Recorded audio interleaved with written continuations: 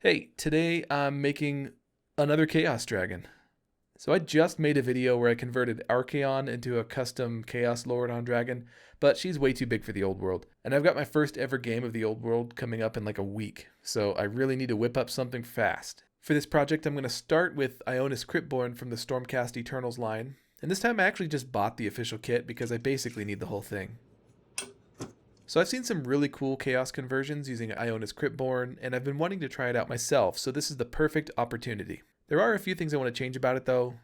The wings have always looked kind of awkward to me, so I want to try something else there. And the head looks way too good guy. It doesn't look evil enough. I'm hoping I can do a double-headed dragon, but I'm not sure if I have the required bits, and remember, I'm on a time crunch. So I just started by looking at the instructions to see if I could leave off the wings and the head. Luckily, this thing is designed in a way that it's easy to leave them off without messing anything else up. Modern GW kits tend to go together in a very specific order, but this one's pretty nice and easy. Before fully assembling though, I decided to remove the obvious Sigmarite iconography. This dragon has a very closed pose, so I knew it would be hard to clean up after I assembled it, so I scraped off a lot of the symbols, and I filled in some of the script with Milliput. I also wanted to replace the Stormcast shoulder pads because they're just too iconic. So I decided to use these bits here. They come from the Dark Oath Fell Riders, and they're the horse's breastplates. They're actually perfect for this because they're really sinister looking, but more importantly, they're flat and broad, and this character has his arms up, so I knew they'd fit well with his pose. I also got rid of these little round plates in his armpits because they look too Stormcasty, and plus I have some Chaos versions that will look a lot better here. At this point, I started fitting different wings to try to work out a different pose for the dragon. These ones are from the Black Dragon from the Dark Elves line. I really wanted a more open pose, but the shoulder muscle is sculpted in a very specific way, and I'd have to completely resculpt that, which sounds daunting. I also have these Hive Tyrant wings, which are pretty terrifying, but they would also require a lot of sculpting to remove the Tyrannid features and to add dragon scales. Again, daunting. And also, once again, the anatomy would have to be completely changed. So while I think about that, I move back to the writer. So my list for the upcoming game features a Chaos Lord on Dragon with a sword and a shield, so I'm test fitting a few weapons here, as well as trying on the head that I picked out for this guy. I really like this smooth helmet, I think it fits with his armor, and the horns are in a great position to not interfere with his shoulder pads. So it's time to glue it all together. But first, I need to waffle a little bit more about the position of the head, because the weapon loadout determines which way his head should be angled, and also how he sits on the dragon could influence where he's looking. This is getting pretty complicated. By the way, this is how I spend like 3/4 of my time when I'm kitbashing. I just go back and forth between two different poses over and over. At this point I was starting to think maybe I want to make him a sorcerer lord on dragon instead, because I've already got these two melee lords on dragon that I need to finish, so another one would be really redundant. This staff from the Chaos Space Marine Dark Commune would look pretty good here if he was a sorcerer. Okay, so while I think about that, I've also got to deal with the icon on the top of his chair. We definitely can't have this Stormcast looking thing, but this Chaos Marauder banner topper might actually look pretty good. So I made some snips and I removed the existing icon, and the Chaos Star, it was a little bit too busy, so I also tried out this Skull banner topper. I'm not sure where this one comes from though, possibly Beastmen? Let me know in the comments if you recognize it. I also started to feel like the dragon's armor plates weren't sinister enough, so I added some spikes to the broad flat areas. Okay, at this point, I'd been thinking about it for a while, but I still couldn't decide whether to make him a sorcerer, so I decided to just commit and glue the staff in place. Now I've got no choice. Remember, time crunch. Okay, now it's time to start thinking about the dragon's head. So here's the original one, and it's a very cool pose, but it just looks too friendly to me. Kind of looks like the one from Dragonheart. I hope you like it well done. Which is not great for a Chaos Lord. Now I've also got this spare one from the Cruel Boys Sledgeraker Beast. I used 2 of these in my Archaon conversion, and I really like the result, so this one is a contender. But let's try a few other options first. So I tried on this leftover head from Archaon's mount, which fits perfectly, but this guy's not supposed to have the Mark of Tzeentch. I also tried this head from the Dark Elves Charybdis kit, which is pretty cool and unexpected, but the pose was just a little too difficult to make it work. I'll definitely save this head though for another idea that I have. The feathery head did give me an idea though, and I had to try it before completely giving up on that one. So the other day I also bought that Talia Vedra box, and her manticore has feathery wings. So I thought it might look cool if the dragon had bird wings. The thing is, I don't want to steal these wings from Talia Vedra if I don't have another option for her lined up. Because, I wouldn't want to leave that project in limbo. So, let's build the manticore really fast. By the way, have I told you that I have a game in just a couple days? Alright, so now I've got the manticore built just to the point where I can try on some wing options for it. So I test fitted those black dragon wings, the Hive Tyrant wings, and even Ionus Cryptborn's wings. I just wanted to make sure that the scale was right so that if I do steal these bird wings, I won't be stranded on this manticore later. But in this process, I really fell in love with the idea of giving the manticore dragon wings. It makes it look more like the chaos mount that I intend for it to be, like the old manticore kit. So I'm definitely going to do that when I get around to this manticore project in a later video. Okay, so now with the bird wings assembled, I can test fit those on Ionus Cryptborn's dragon. And this actually looks pretty cool. With the bird head and the bird wings, it actually looks like a cockatrice, which is such a cool idea for a chaos mount. So I waffled on this for over an hour, and I really love the idea, but I figured it was too complicated of a conversion to pull off within the time constraint. But it's such a cool vibe that I really hope that someone watching takes this idea and runs with it. Alright, now it's time to figure out the rider's weapon. I've got an assortment of swords and axes here, and chaos sorcery is weird, so I had to go with one of these mutated weapons. So here's the sorcerer, all finished. Notice I picked a new banner topper for his chair too. I believe this one comes from the Exalted Sorcerers from Thousand Suns. It felt pretty wizardy, and it was less busy than the other ones I was working with, so it was perfect. So after days of indecision, I finally settled on just using the dragon's original wings. It's not my first choice. I would have loved to have modeled a more open pose for him, but in person, it doesn't look as bad as I thought. They're kind of just fine. I also finally settled on using this head from the Sledgeraker Beast. Well, I didn't settle, it was actually my first choice, and I love it. It reminds me of something you'd see in the old animated Lord of the Rings. Someone on Instagram suggested that I add horns to it, so I did that, and it looks awesome. To get it to stay, I just stuffed the body with tinfoil for support, I pinned the head with a piece of wood, and then I filled the gaps with green stuff. It was too tight to sculpt the scales, so I tried to make it look like his leather covering was continuing up his neck. And here he is, all modeled and done. Well, actually wait, I actually decided to replace these leather reins with a chain. It just looks more sinister and somehow less busy, because it separates it all from the other leather dangly bits. Then I added some quick texture to the base.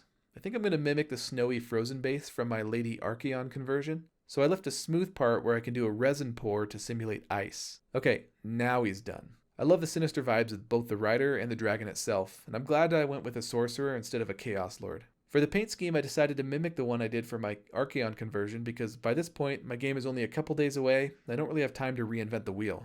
But also, I just like it. I started with a black primer, and then I mixed desert yellow with some neutral gray to desaturate it. And this color, I dry brushed onto the neck, face, and soft underbelly of the dragon. While that dried, I mixed black with some dark blue, and I dry brushed it into the scales.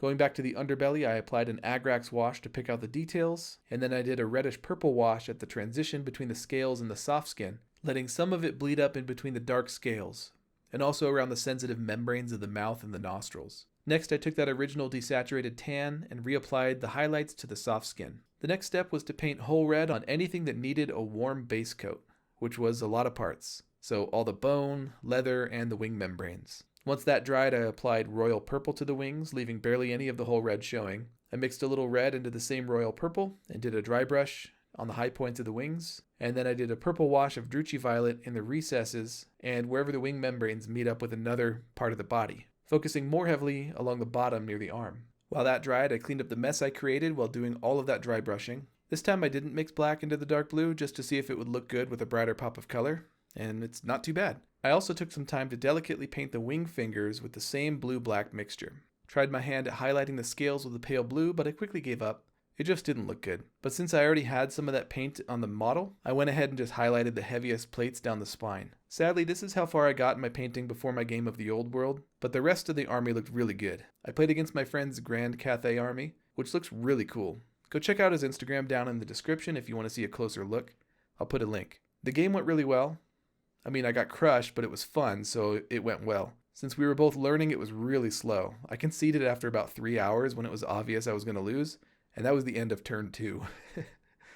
Anyway, back to painting. Next up, I based all the metals with dark aluminum from Vallejo, which is by far my favorite metal paint, and I did the same thing on the Sorcerer. The classic Chaos Warrior look has blackened metal plates, so I darkened everything down with a bunch of washes of Nuln Oil and Agrax Earthshade. I didn't apply the Agrax all over because I didn't want to tint all the armor brown. I just stippled it on in a few places to simulate dirt and grime. I also applied Agrax to all the gold parts. The armor wasn't looking dark enough, so I watered down some Black Templar's contrast paint to make a more intense version of Nuln Oil. I slowly applied that to the model, letting each successive layer fully dry so I could really control how dark I wanted the armor to be. I'll bring out the edges again later with some metallic highlights, but first I started highlighting all the bone, leather, and wood on the model with some flat earth tan. I like to do chunky scratchy highlights because later on I'm going to tone it all down with some contrast wildwood. For that weird gribbly monster on the wizard's staff, I decided to keep it simple. I just applied a random mix of reds, purples, and reddish purples to make it feel fleshy,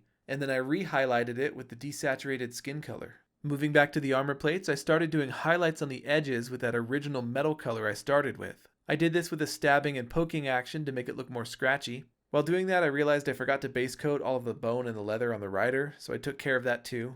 And at this point, I also based the cape in a pinkish purple. I was inspired by this image I saw on Pinterest. I love the purple gradient, with the brown at the bottom and the gray scratches, so I want to mimic that. Unfortunately, I don't know who painted this fantastic model, so let me know down in the comments if you know whose work this is. I didn't intend to paint the cape a bright color, but it has this like flame design on the corner because of the Stormcast aspect, and plus this is a wizard, so I figured I'd go fancy with it. I painted the trim of the cape gold, and that was probably a mistake because I do a lot of washes and weathering on this cape later, and I end up having to repaint the gold at least 3 times. To darken the cape, I shaded it with Druchii Violet, and while that dried, I highlighted all the bone and leather on the rider like I did on the dragon. And then I applied a light coat of Agrax Earthshade to tie it all together. I decided to paint the scrolls red to make them a little more sinister, but as you can see, this was kind of a mistake. It gets lost against the reddish wings, so I'll change this later. While I figure out what to do with that, I apply wildwood contrast to the leather parts, and then I forgot to record this, but I did decide to paint the scrolls black,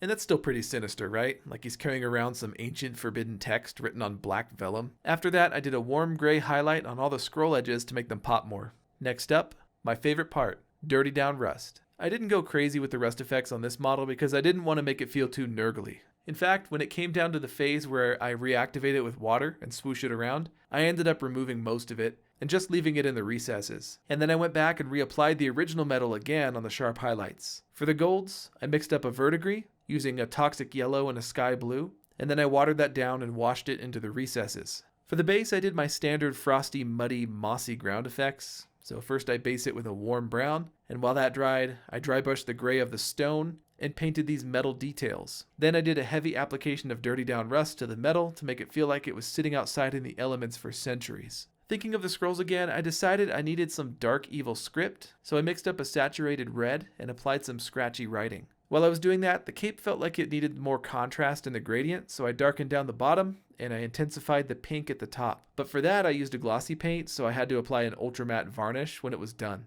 And that gave me the idea to add a gloss varnish to the top of the staff to make it look slimy. Next, I decided to try some glowing eyes, and I never do that, but this is a wizard, so I thought I'd give it a try, but I don't know, I feel like green would be a nice pop of contrast, and I don't like it. So I'll probably go back and change it later, but I'm going to sit on it for a few days, see how I feel about it. Okay, I really need to finish this thing, so hopping back over to the base, I applied some highlights to all the stone and metal work, and then I did my standard muddy ground effects. To make the frozen puddle, I did the same thing I did in my Archaeon video. I painted a splotchy gradient from dark blue to sky blue, keeping the dark blue in the middle. And I even add a little white where the puddle meets the ground. Then I squirt in some UV resin, spread it around with a stick, and I cure it with the black light. Once it's nice and cured, I scratch it all up with some sharp tools and a sandpaper. Almost done now, I can see the finish line, so I do some snow effects by applying Valhallan Blizzard to the ground. I also like to mix up a really watered down white wash to put in all the recesses to simulate frost. And the very last step, as always, is to paint the black around the rim, signaling the end of a painting journey. Whew, and this was a tough one for me. Not for the technical aspect of it, but mostly just because of all the indecision. In my previous video, where I converted Archaeon, the short time constraints really helped push me to make creative decisions. But this time I feel like they contributed to my indecision. But in the end, it did help me get over the finish line. If I didn't have that upcoming game of the old world, I would probably still be waffling about dragon wings and bird heads to this very day. Okay, I know I keep saying this, but I really do intend to finish my Nurgle Green Knight as my next project. So stay tuned for that. As always, links to the artists I mentioned will be in the description, as well as a link to my Instagram where you can check out more of my work. Also, I've been writing lore and narrative battle reports over on my blog, so I'll put a link to that as well. Alright, like and subscribe. Thanks for watching.